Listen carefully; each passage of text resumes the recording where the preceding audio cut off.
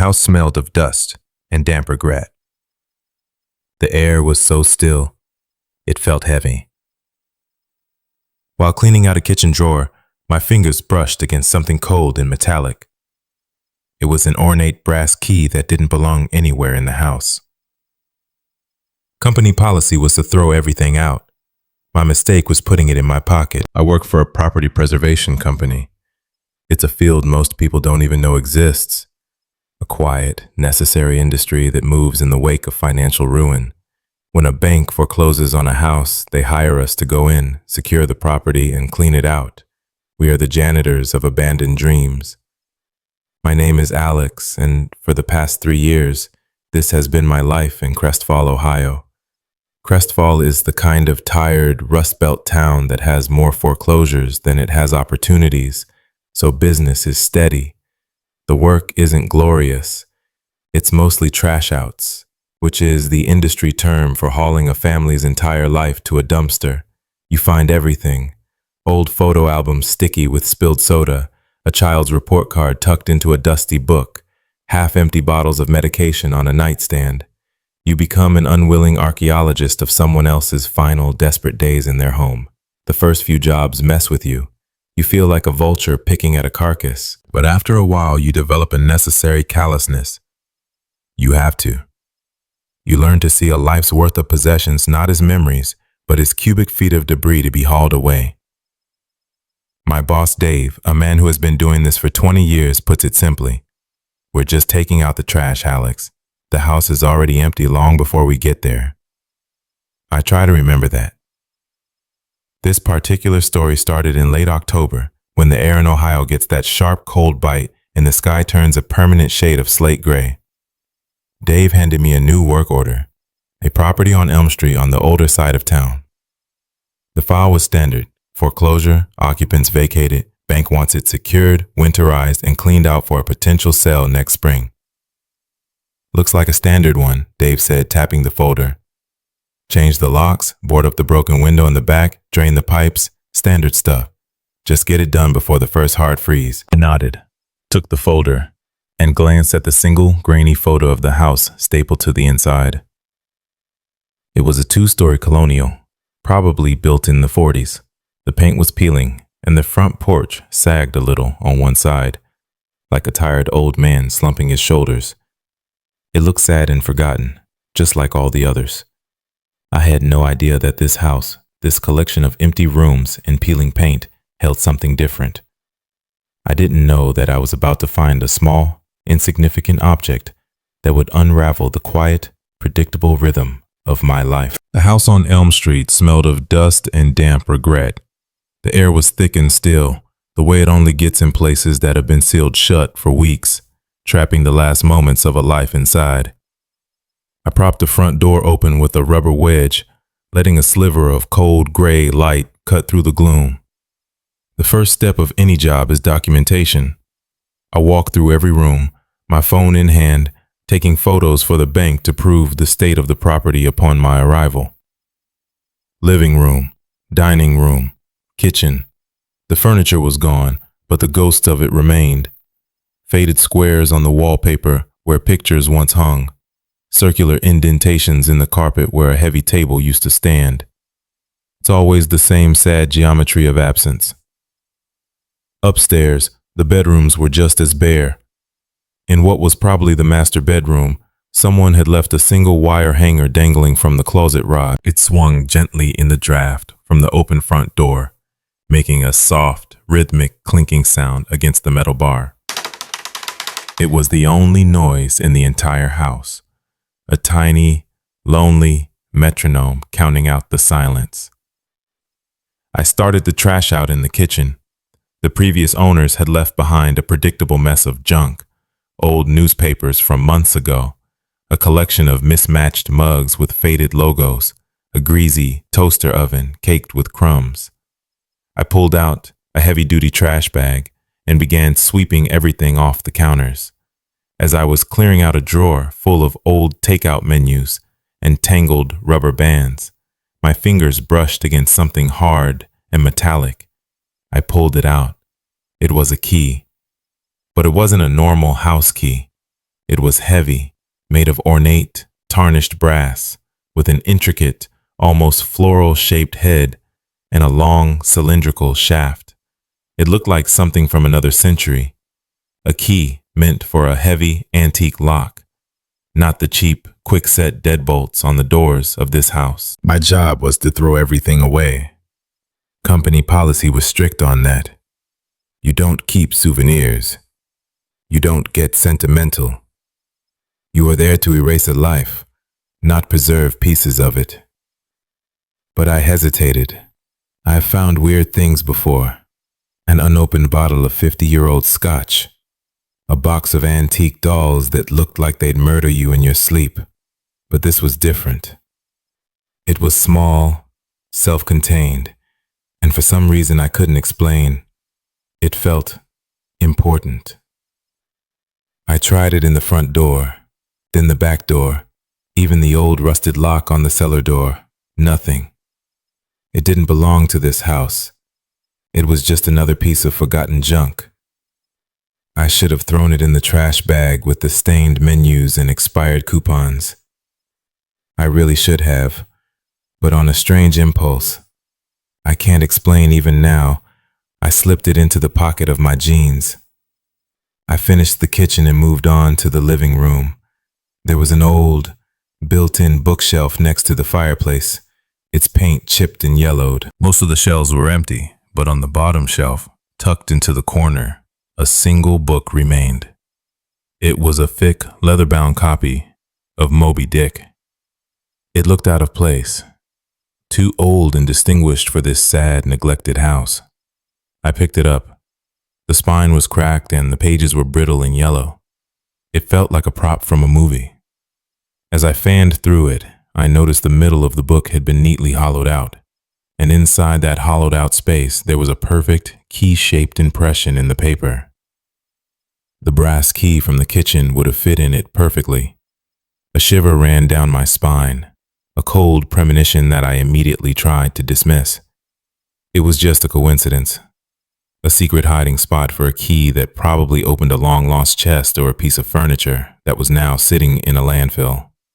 I told myself it meant nothing. Looking back, I should have put the key in the book and left them both there on that dusty shelf. It would have been the right thing to do, to reunite them, but I didn't. I tossed the book into the trash bag and kept the key. It felt like I was breaking up a set, and a small, stupid part of me felt a pang of guilt. It was a mistake I would come to regret more than any other in my life. With the trash out complete, I moved on to securing the property. This was the part of the job I usually enjoyed. It was methodical, practical. You bring order to a chaotic space, a satisfying finality to the process. I started with the locks. I used my drill to remove the old standard issue deadbolt from the front door and replaced it with a new heavy-duty one from the kit in my van. The fresh, shiny brass of the new lock was a stark contrast to the peeling paint of the door. I did the same for the back door.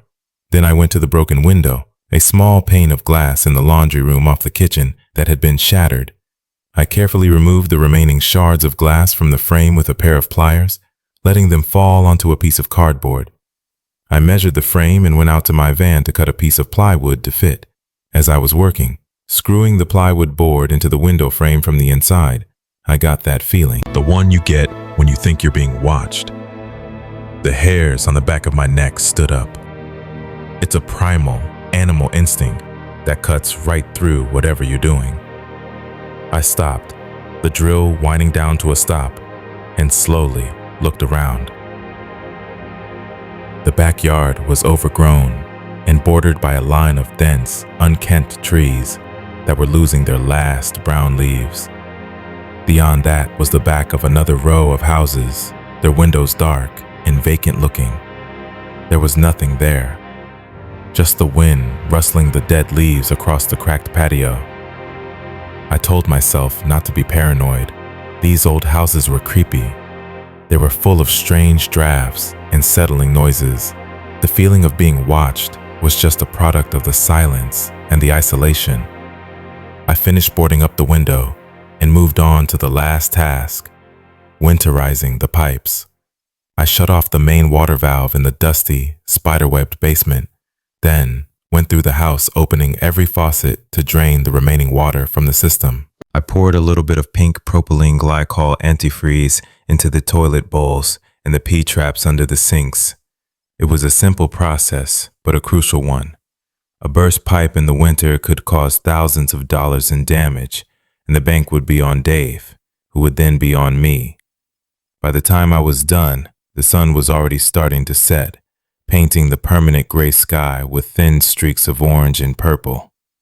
The day was ending. I did one last walkthrough, taking my after photos for the bank, documenting the new locks and the secured window for our records.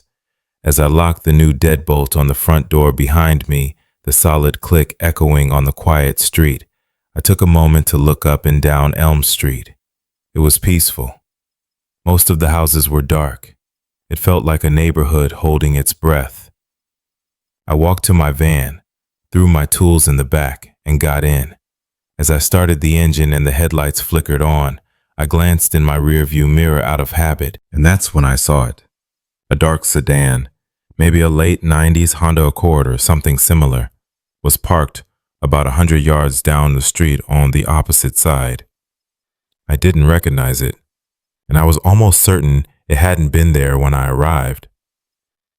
A flicker of unease went through me, sharp and cold. I told myself it was nothing. It's a public street. People can park wherever they want. It was probably a visitor for one of the few remaining neighbors. I pulled away from the curb, my eyes flicking back to the rearview mirror. The car just sat there, its windows dark, a silent, motionless shape in the deepening twilight, seeming to absorb the last of the light. I turned the corner, and back in the sterile comfort of my own apartment, the strangeness of the house on Elm Street began to fade. My place is one of those generic new-build complexes with beige walls and gray carpet, the complete opposite of the old, creaking houses I work in all day. It's a space designed to have no personality, and right then, that's exactly what I needed. I ordered a pizza from a local place called Mancino's, drank a beer, and sat on my couch scrolling through my phone, letting the mindless flow of social media wash over me. It was a normal Tuesday night. The brass key was still in the pocket of my work jeans, and I could feel its weight against my leg. I took it out and placed it on my coffee table. Under the warm, artificial light of my living room lamp, it seemed less sinister. It was just an object, a relic from a life that wasn't mine. I turned it over in my hand. The metal was cool and smooth from years of use. I wondered about its history. What had it opened? A roll-top desk filled with old letters? A steamer trunk in an attic filled with forgotten clothes? A secret door behind a bookshelf? My curiosity got the better of me. I opened my laptop and started searching for similar keys online. I typed in antique brass floral head key, ornate skeleton key, and a dozen other variations. I scrolled through hundreds of images on antique dealer websites and auction house archives, but none of them matched this one exactly. The floral design on the head was unique, almost like a specific family crest or a custom-made piece. After an hour, I gave up. It was a dead end. I tossed the key into the junk drawer in my kitchen, next to the spare batteries, a book of matches, and some old takeout menus. Its second time in a drawer full of forgotten things, and tried to forget about it. I went to bed around 11. The city noises outside my window were a familiar comfort. The distant wail of a siren, the low rumble of a truck on the main road. It was the sound of a world that was still awake, a world that was normal. I was just drifting off to sleep, in that pleasant state between consciousness and dreaming, when my phone rang. The sound jolted me awake. I fumbled for it on my nightstand, my eyes still closed. The screen was bright, and the number was blocked. My first thought was that it was a telemarketer or a wrong number. I almost ignored it, but some instinct made me answer. "Hello?" I said, my voice thick and gravelly with sleep. There was silence on the other end. Not the empty, tinny silence of a dead line, but a heavy, listening silence. I could hear a faint, almost imperceptible sound, like static, or the sound of someone breathing very, very softly. "Hello?" I repeated, more firmly this time, sitting up in bed. "Who is this?" Nothing. Just that quiet, expectant hush. It felt like someone was holding their breath, waiting for me to say something more. A prickle of annoyance mixed with a tiny sliver of fear. I was about to hang up when I heard a distinct click. The line went dead. I stared at my phone for a long moment, the screen now dark. It was probably just a butt dial or a glitch in the network, a wrong number. I told myself all the rational things you tell yourself in the middle of the night when something feels off, because the alternative is too frightening to consider. But as I lay there in the dark, my heart beating a little too fast, trying to fall back asleep, the image of the dark sedan parked on Elm Street floated into my mind. I couldn't shake the feeling that the two events, the car and the call, were connected, and that they were both somehow connected to the heavy brass key sitting in my junk drawer. A couple of days passed without incident. I worked on another property, a small duplex on the other side of Crestfall that smelled like stale cat food and mothballs. It was a routine job, and the mundane physical labor helped push the unsettling feelings about the Elm Street house to the back of my mind. The silent call was just a fluke. The car was just a coincidence. I was letting the creepy atmosphere of that old house get to me, manufacturing a narrative where there wasn't one. That's what I told myself anyway. Then, on Friday morning, Dave called. "Hey Alex, the bank wants some additional photos of the plumbing in the basement at the Elm Street property," he said. His voice was casual, but the words sent a jolt through me. "They're being picky about the winterization. Can you swing by there today and get them?" A knot formed in my stomach. I didn't want to go back to that house. I really didn't.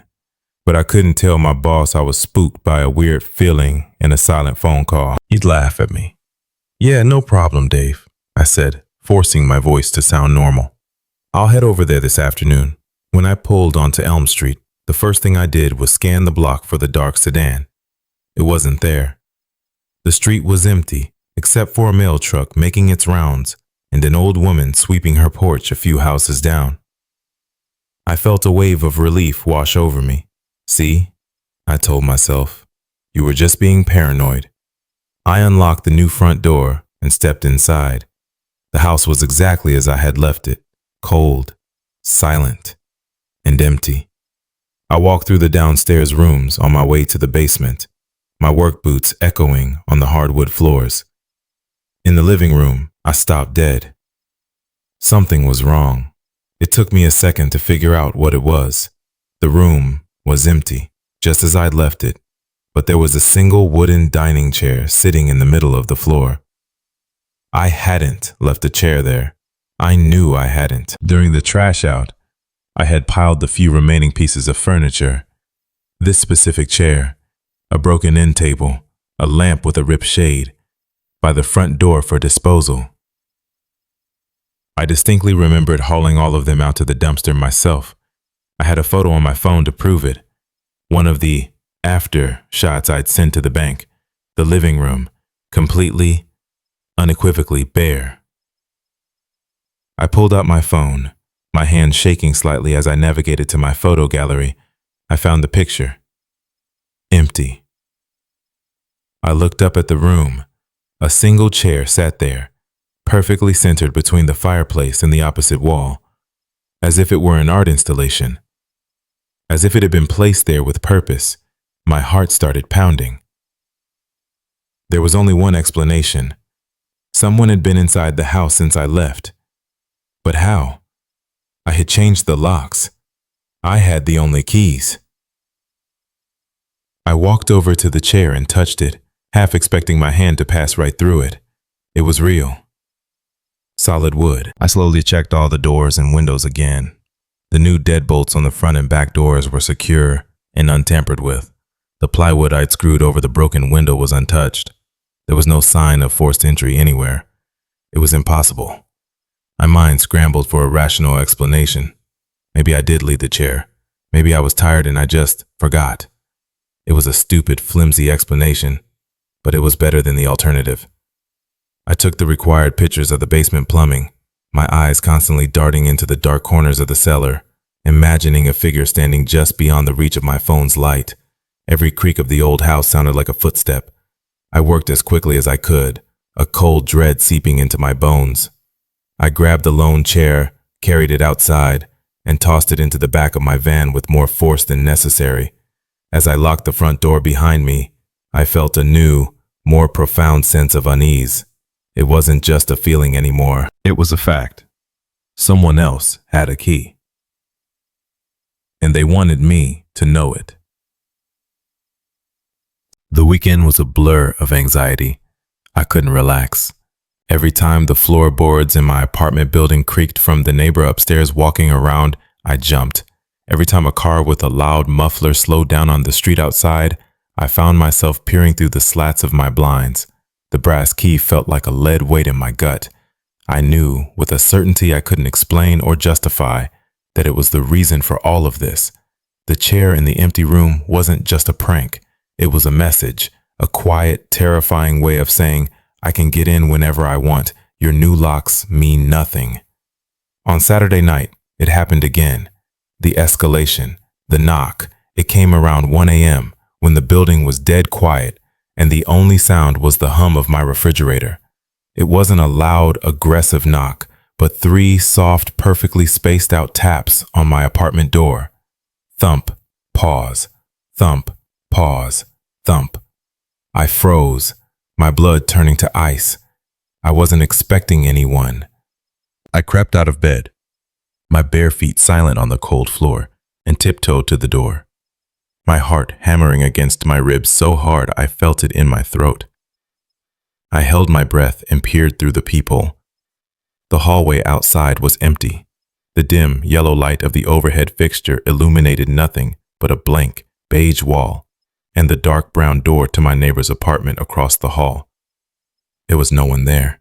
I stayed there for what felt like an eternity, my eye pressed to the cool metal of the peephole, waiting. But nothing happened. No sound of footsteps retreating down the hall. No ping from the elevator at the far end of the corridor. It was as if the person who knocked had simply vanished into thin air. I backed away from the door and leaned against the wall, my legs shaking so badly I had to slide down to the floor. This was no longer passive. This wasn't just a feeling of being watched. This was active harassment. Someone had followed me home from Elm Street. They knew where I lived. They knew which apartment was mine out of the 36 in this building. My mind raced. Was it the previous owner of the house? Someone who had stashed the key and now wanted it back? But why not just ask for it? Why the silent calls, the moved furniture, the phantom knocks in the middle of the night? It was a campaign of psychological terror, designed to unnerve me, to make me feel constantly watched and unsafe, and it was working. I did the only thing I could think of. I went to the kitchen, my movements jerky and uncoordinated, opened the junk drawer, and took out the brass key. I held it in my hand, its weight feeling sinister now, heavy with intent. I walked to the living room window, slid it open, and was about to throw the key out, to hurl it into the manicured bushes in the courtyard 2 floors below. But I stopped. A new, chilling thought entered my mind, as clear and sharp as a shard of glass. What if throwing it away was the wrong thing to do? What if that's what they were waiting for? What if the goal wasn't just to get the key back, but to see what I would do with it? I felt trapped. Getting rid of the key felt just as dangerous as keeping it. I slid the window shut, my hand trembling, and put the key back in the drawer. I spent the rest of the night on my couch, with a large kitchen knife on the coffee table next to me, watching the front door and waiting for the sun to come up. Sleep wasn't an option anymore. By Monday, I was a wreck. I hadn't slept more than a few fitful, nightmare-filled hours all weekend. Every shadow in my apartment looked like a person. Every random noise from the hallway was a potential threat. At work, Dave noticed something was off immediately. "You look like hell, Alex," he said, handing me a styrofoam cup of coffee that tasted like burnt plastic. "Rough weekend?" Something like that, I mumbled, avoiding his eyes. I couldn't tell him the truth. How could I? He'd think I was crazy. A haunted key? A ghost moving chairs? He'd tell me to take a vacation and get my head straight. I tried to lose myself in work. The company had a contract to clear out a foreclosed strip mall, and I spent the day hauling soggy, molded drywall out of what used to be a laundromat. The physical labor was a welcome distraction, a way to sweat out some of the anxiety.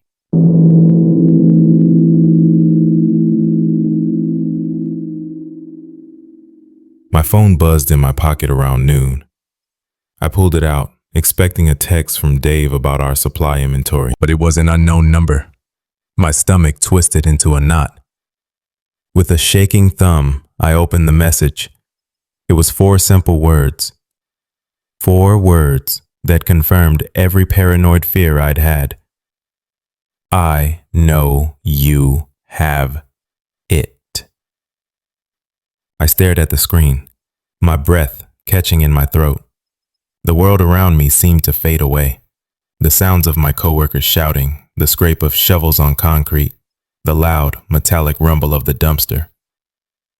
It all receded into a dull hum. All I could see were those 4 words glowing on the screen. It was him, the person who had been in the house, the person who had called me, the person who had knocked on my door. He was no longer content with silent intimidation. He was talking to me now. A wave of cold, clarifying anger washed over the fear. This had gone too far. This wasn't just spooky anymore. This was a direct, targeted threat. I immediately texted back, my fingers clumsy. Who is this? What do you want? The reply was almost instantaneous. You know what I want. Put it back. Put it back. My mind raced. He wanted me to return the key to the house on Elm Street. Why? Why was it so important that it had to be in that house? Why couldn't I just give it to him, meet him somewhere? It didn't make sense. Another message came through before I could even formulate a thought.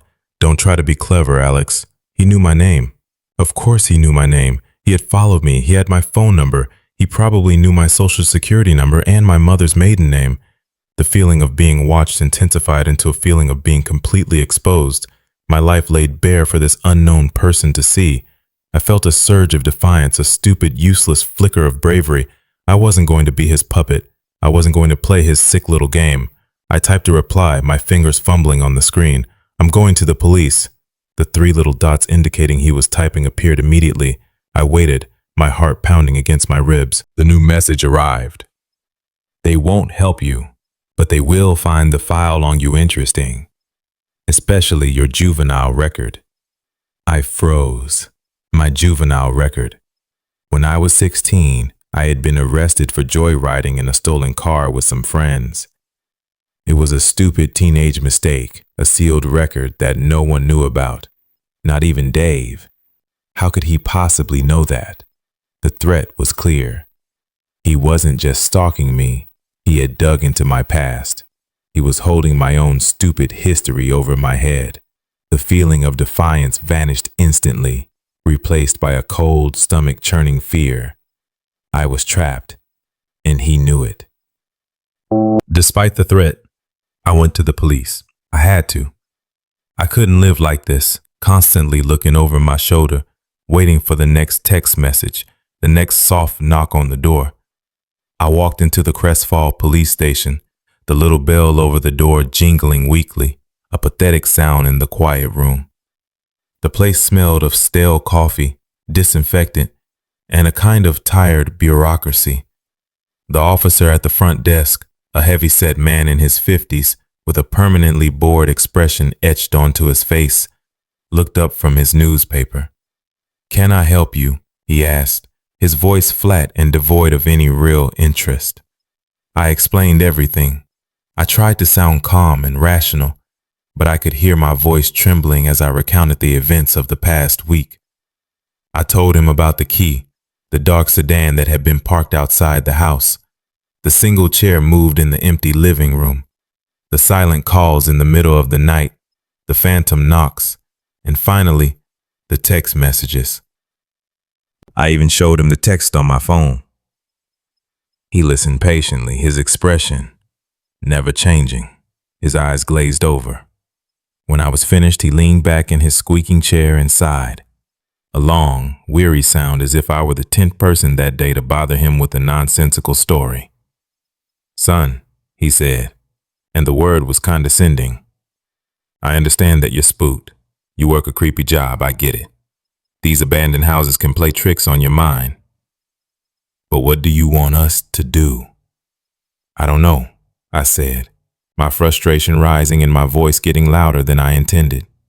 Investigate? Find out who's sending me these messages? It's an untraceable number. Probably a burner phone or one of those web-based services. There's nothing to trace, he said, gesturing dismissively at my phone as if it were a cheap toy. And what's the crime here? Someone sent you a couple of vague text messages. Someone might have knocked on your door. Someone might have moved a chair in a house you were working on. There's no forced entry, no assault, no credible threat of violence. He knew my name. He knew about my juvenile record. I insisted, my voice pleading now. That's all public information if you know where to look, the officer countered, though we both knew that wasn't entirely true. A sealed juvenile record isn't something you just stumble upon. Look, it sounds to me like you're being hazed by one of your buddies. Or maybe it's the old homeowner trying to mess with you. They get bitter, you know. We see it all the time when people lose their homes. He was dismissing me completely. He was chalking it all up to a prank or a bitter old man. He didn't see the pattern. He didn't feel the cold, calculated intelligence behind it all. I'm telling you, this is serious, I said, my voice barely a whisper. The officer stood up, his uniform straining at the buttons. File a report, he said, his tone making it clear that the report would end up at the bottom of a very large pile. A token gesture to get me out of his station. But honestly, my advice is to just block the number and try to forget about it. Don't engage. They'll get bored and move on. I walked out of the station and back into the cold afternoon air, feeling more alone and vulnerable than ever. The message from the stalker had been prophetic. They won't help you. The system I was supposed to trust, the people who were supposed to protect me, had failed. The officer hadn't just dismissed my fear. He had given my tormentor the benefit of the doubt. In his eyes, I was the one who was overreacting. The one who couldn't take a joke. I was on my own. The harassment stopped for a few days after my visit to the police. There were no more texts, no more calls, no more phantom knocks. A small, foolish part of me started to hope that the officer had been right, that whoever it was had gotten bored and moved on. Maybe my defiance had worked. I started to sleep a little better in short, hour-long bursts. I even stopped carrying the brass key in my pocket, leaving it buried in the junk drawer, as if that could somehow sever my connection to it. Then, on Thursday evening, I came home from a long day of work to find I couldn't get into my apartment. My key went into the lock, but it wouldn't turn. It felt like it was hitting a solid wall of metal. I tried jiggling it, pushing it harder, but it was no use. The lock was completely seized. I knelt down on the slightly grimy hallway carpet and peered at the keyhole. It was filled with something. A clear, viscous substance had been squeezed directly into the lock mechanism. Superglue. It wasn't broken, it was sabotaged. This was different from the other incidents. This wasn't just a psychological game anymore. This was tangible. This was a direct physical act designed to inconvenience and intimidate me. He had been here. He had stood right outside my door, a tube of glue in his hand, and calmly, methodically disabled my lock. My blood ran cold. I had to call a locksmith. I stood in the hallway for over an hour, waiting, feeling exposed and vulnerable under the buzzing fluorescent lights. Every person who walked past, every door that opened or closed, sent a jolt of pure adrenaline through me.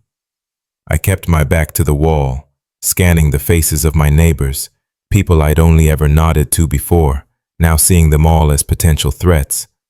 Was he watching me right now? Was he enjoying this? The locksmith was a young guy named Ben who looked like he'd rather be anywhere else. He let out a low whistle when he saw the lock. "Yep, that's super glue all right," he said, shaking his head with a professional sort of weariness. "Second one I've seen this week. Some real jerks out there." It took him another 45 minutes of careful drilling to destroy the old lock and install a new one. The bill was $200 I didn't really have. As I was paying him, I looked out the hallway window at the street below. A man was walking a dog on the opposite sidewalk. He was completely average, middle-aged, wearing a plain gray coat and a baseball cap pulled down low over his eyes. As he passed under a streetlight, he glanced up, his eyes seeming to lock directly onto my window for just a fraction of a second. It was probably nothing, a random glance, but in my heightened state of paranoia, it felt like a signal, a knowing look, a little acknowledgement. The man continued down the street and disappeared around the corner. "You all set?" the locksmith said, snapping me out of my trance. "Thanks," I said, handing him the cash. After he left, I stood in my apartment, the new shiny lock on my door feeling flimsy and inadequate. He hadn't broken in. He didn't need to. He was showing me that he could get to me whenever he wanted, that locks and doors were just minor obstacles. He was systematically turning my home, my one safe space, into a prison, and he was enjoying it. I couldn't take it anymore. The constant fear, the sleepless nights, the feeling of being hunted. It was breaking me. My apartment no longer felt safe. My work felt like a minefield. The man, whoever he was, wouldn't stop until he got what he wanted. And what he wanted was for me to put the key back. I had to end this. I decided in a moment of fear-fueled desperation to give in. I was going to do exactly what he wanted. I was going to take the key back to the house on Elm Street. Looking back now, it was an unbelievably stupid idea. Walking into a dark, empty house where I knew a dangerous person wanted me to be was the definition of walking into a trap.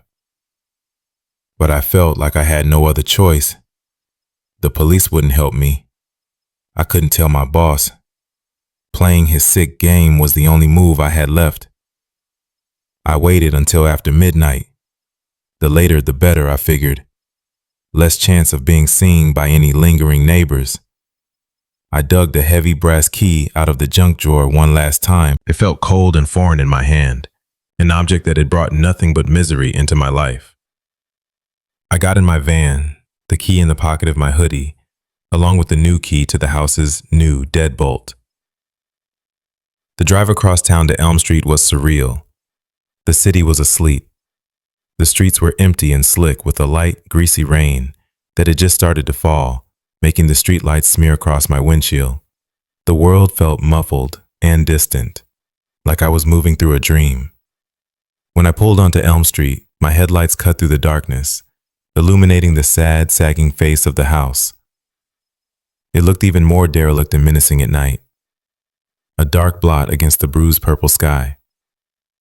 I killed the engine and the lights, plunging the street back into an oppressive blackness. I sat there for a long time, my hands gripping the steering wheel so hard my knuckles were white, my heart pounding a frantic, uneven rhythm against my ribs. My mind was screaming at me to turn the van around and drive away, drive out of Crestfall and never look back. But I couldn't. I was caught in his web. I had to see this through to the end, whatever that might be. I got out of the van, the quiet click of the door sounding like a gunshot in the dead silence. The rain was coming down harder now, cold and steady, plastering my hair to my forehead. I walked up the cracked concrete path to the front porch, the new key to the house already in my trembling hand. The air was thick with the smell of wet earth and decaying leaves. I put the key in the lock. The metallic click as I turned it was deafening. The door swung open with a low, protracted groan, revealing a wall of perfect, impenetrable blackness. It was like staring into the void. Taking a deep breath that did nothing to calm my nerves, I stepped across the threshold from the rain-soaked night into the belly of the house. I had made my move. Now it was his turn. The darkness inside the house was absolute.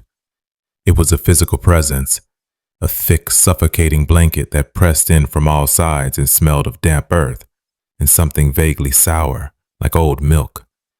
I closed the door behind me, the latch clicking shut with a terrifying finality. I was sealed inside. I fumbled for my phone, my thumb shaking as I tried to swipe and turn on the flashlight. The beam cut a narrow, nervous cone through the blackness, illuminating millions of swirling dust motes in the barren, scuffed hardwood of the entryway. My plan was simple, a mantra I repeated in my head. Walk to the living room, place the brass key on the fireplace mantel, and get out. No investigating, no hesitating. Just drop the key and run. I moved slowly, my footsteps echoing unnervingly on the floorboards. The beam of my flashlight danced across the empty walls of the living room, catching on the faded squares where pictures used to hang. I reached the fireplace. The mantel was thick with a layer of gray, gritty dust. I took the brass key from my pocket. It felt strangely warm in my hand now, as if it had absorbed all the fear and anxiety I'd been feeling for the past week. I placed it carefully on the center of the mantel, the metal making a soft, distinct clink against the stone. It was done. I had done what he wanted. A wave of relief, fragile and premature, washed over me. I turned to leave, and then I heard it.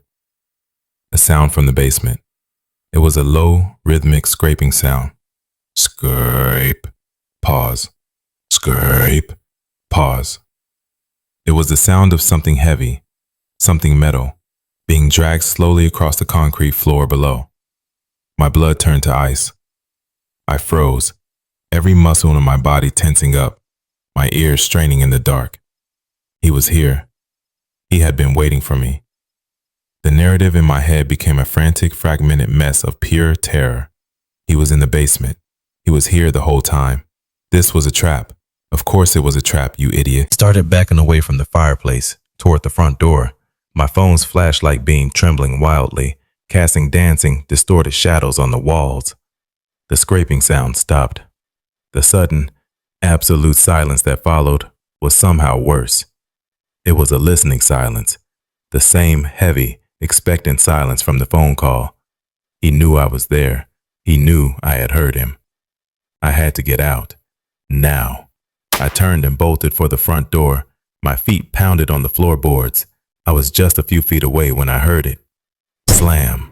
The front door slammed shut, as if kicked by an invisible violent force. A sudden change in air pressure, a draft from the basement, my rational mind tried to tell me, but my terrified heart knew better.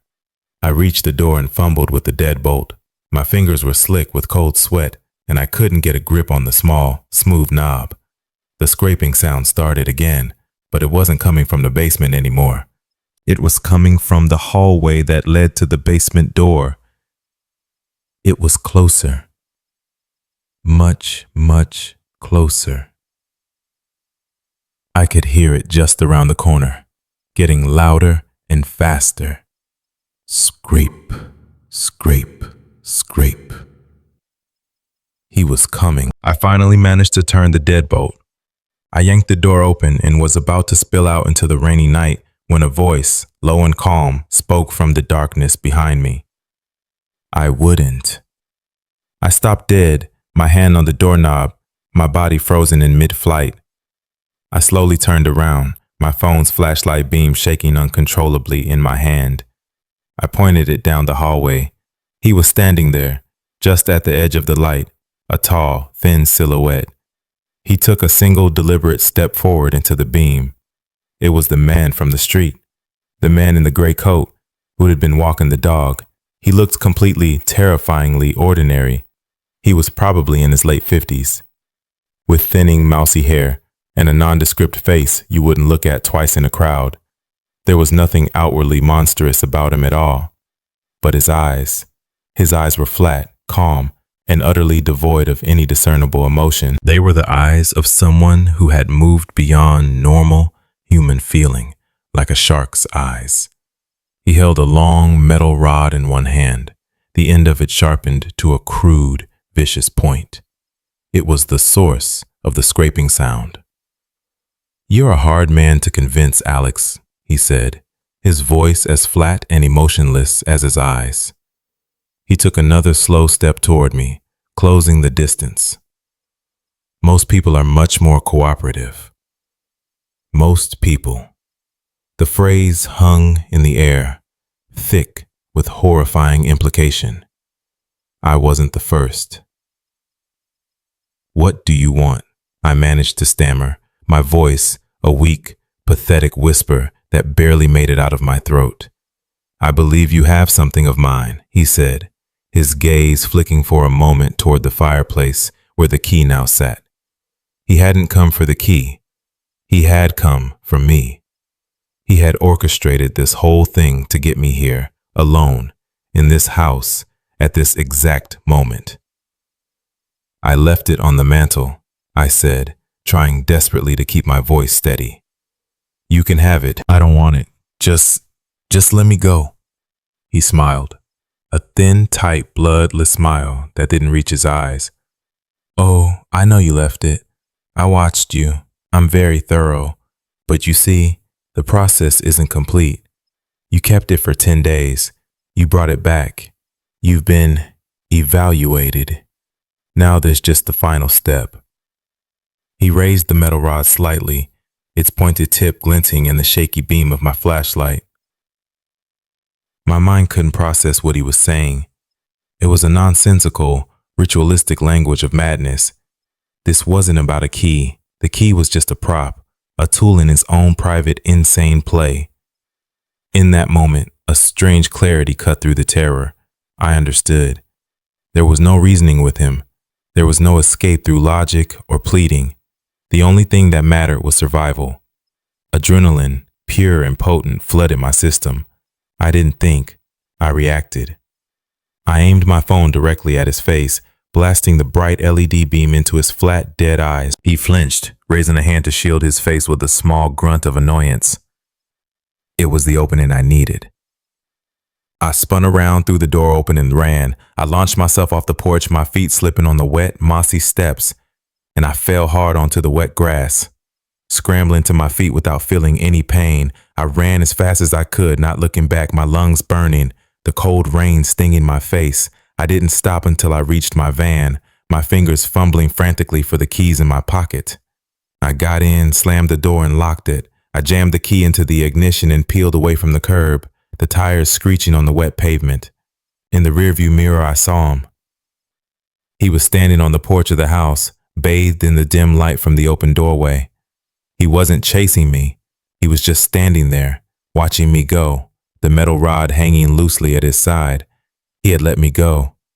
And somehow, that was the most terrifying thing of all. I drove for an hour, my knuckles white on the steering wheel, before I finally pulled over at a brightly lit 24-hour gas station on the interstate. I sat in my van for a long time, shaking, the engine still running, the rhythmic thump of the windshield wipers counting out the seconds. I never went back to my apartment. I left everything behind, my clothes, my furniture, my entire life in Crestfall. I drove to my parents' house, 3 states away, showing up on their doorstep at 4 a.m., looking like a wild animal. I never gave them the full story. How could I?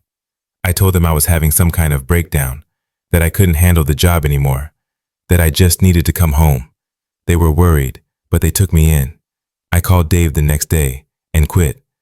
I just told him I was moving, and that was that. I never heard from him again. A week later, I sold my van to a local dealership for a fraction of what it was worth. I just wanted it gone. I threw my phone into a river on a cold gray morning, watching it sink into the murky water. I cut every tie I had to that life. It's been 2 years since that night. I live in a new city now. I have a new job, working in a loud, busy warehouse where I'm surrounded by people and the constant noise of machinery. I avoid quiet places. I have 3 separate locks on my apartment door, and I check them constantly, sometimes getting out of bed in the middle of the night just to make sure they're all bolted. I still don't know who that man was.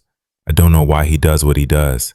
The police report I filed was a dead end, just a piece of paper in a forgotten file, detailing the ramblings of a scared young man. I've come to believe the key itself was meaningless. It was a tool, a lure. He plants it and then he watches. He watches to see who will take it, who has that little bit of curiosity, that little bit of larceny in their soul. Then he begins his process, his evaluation. He tests you, pushes you, to see how you'll react to fear and paranoia. Why? I'll most likely never get any answers. Maybe he's a thrill seeker. Maybe he's a psychologist conducting some monstrous, unsanctioned experiment on human nature. Or maybe he's just insane. What scares me the most is the question I can't answer. What was the final step? What would have happened if I hadn't run? Was he going to kill me with that metal rod? Or was it something else? Something worse? And the most haunting thought of all, the one that keeps me awake at night, staring at the ceiling as the traffic rumbles by outside, is this. He let me go. I wasn't the first, and I won't be the last. Right now in some other sad, forgotten house, in some other tired, rust-belt town, there's another ornate brass key waiting in a drawer or a hollowed-out book.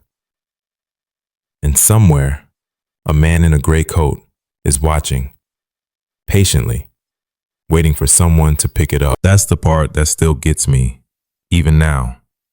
The fact that he just stood there and watched me drive away. It wasn't over for him. It was just over for me. It makes you wonder how many other forgotten houses have a story like that. A little trap just waiting to be sprung. Thank you for watching Horror Story. There are a lot of strange moments out there, times when the world doesn't feel right. If you want to hear more stories like this one, don't forget to subscribe to Horror Story and hit the notification bell. You never know what's waiting in the next empty room. Stay safe.